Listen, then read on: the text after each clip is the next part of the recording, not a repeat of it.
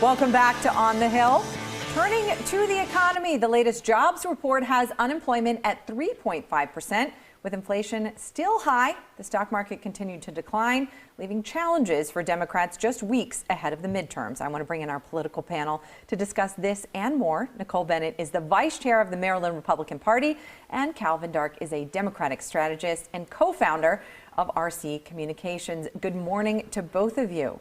Good morning. So let's talk about the economy because, of course, unemployment is down 2.2%, right? We went down from 3.7 to 3.5, but inflation still above 8% and jobs growth slowed for the second month in a row. So we're about 3 weeks out. Calvin, does that hurt the Democrats going into the midterms? I think that if you think about the issue that most people vote on, it's how do their pocketbooks feel, you know? And I think that will be the number one issue. However, I think there are two kind of caveats. One is a lot of people have already voted, you know, by mail-in. So a lot of the things that we're seeing now might not have an effect. Also, we have to remember that while the party in power might get the blame, so to speak, the other option also has to have a plan. And I think that a lot of times the voters are going to say, well, I don't like the economic situation, but what are the Republicans going to do? Not just what they want to do, but what can they do with Biden, who will be in the White House no matter how the midterms turn out. So I think those are two caveats to the economics being the biggest indicator for voters. And Nicole, what's the Republican messaging strategy here? Because Biden has had 2 years to pull the economy out of where it was as we were in the depths of the pandemic, and there is still continued jobs growth. Inflation is high, but unemployment is down. Do you know, I think a lot of people have opted out of working. Remote work is very popular, but I will tell you that the economy is front and center on everyone's mind. Inflation is front and center. You can't escape it. Regardless of what your income bracket is, everyone feels that pinch, and it is squarely at the feet of the president, squarely. What will the Republicans do? We're going to fix it. We're going to stop that $2 trillion worth of spending and get back to basics. That's how we fix this problem. Let's talk about one area where all Americans feel the pain, which is at the gas pump. And on Wednesday this week, OPEC announced that they're going to cut oil production. That's something that the Biden administration did not want to happen. He was willing to travel overseas, spoke with MBS, really made a push hard in Saudi to make sure that wouldn't happen so that Americans wouldn't feel that pain at the pump going into election season. And now gas prices are likely going to go up. Is that a win in the column for Republicans? What do you think that means, and will it matter? I think it'll swing some in the electorate, especially people who are unaffiliated or independent voters, especially in Maryland. Marylanders love their cars.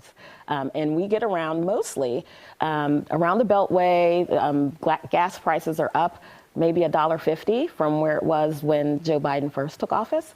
And everyone feels that pinch. I don't think there's a way around it for the president.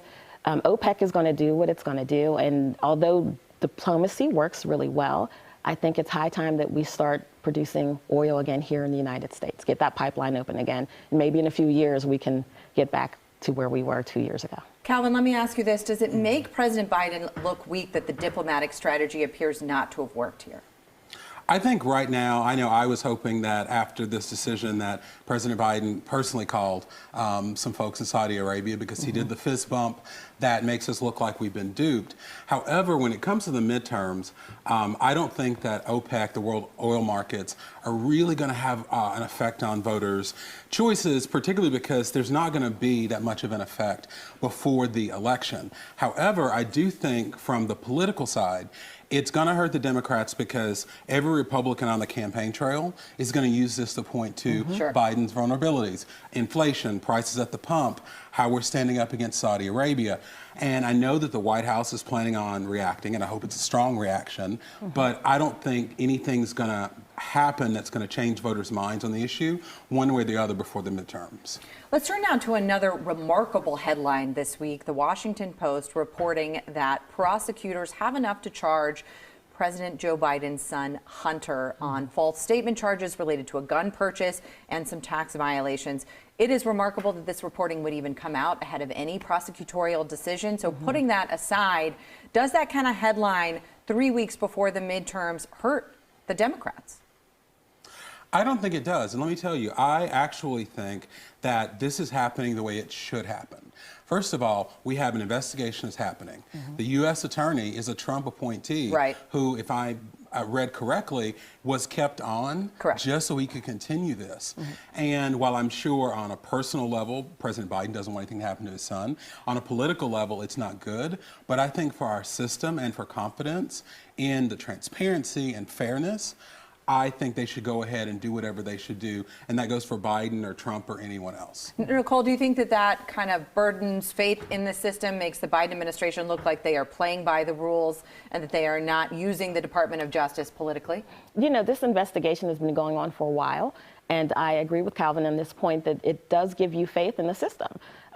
This Trump appointee, whether he was appointed by Trump or anyone else, I fully believe in the United States Attorney's Office to do the right thing in this instance.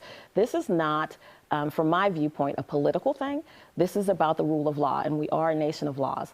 And I don't think for 1 second as a parent that Joe Biden is not nervous about this. I would be nervous if this were my daughter. But as a politician, this is not something that is part and parcel of who he is as a person. Linking him to his son, his adult son, who's also an attorney's behavior, is tenuous at best. You know, not something we're looking to do. All right. Well, Calvin and Nicole, thank you so much for talking this week's headlines. As we head into the midterms, we hope to have you both back soon.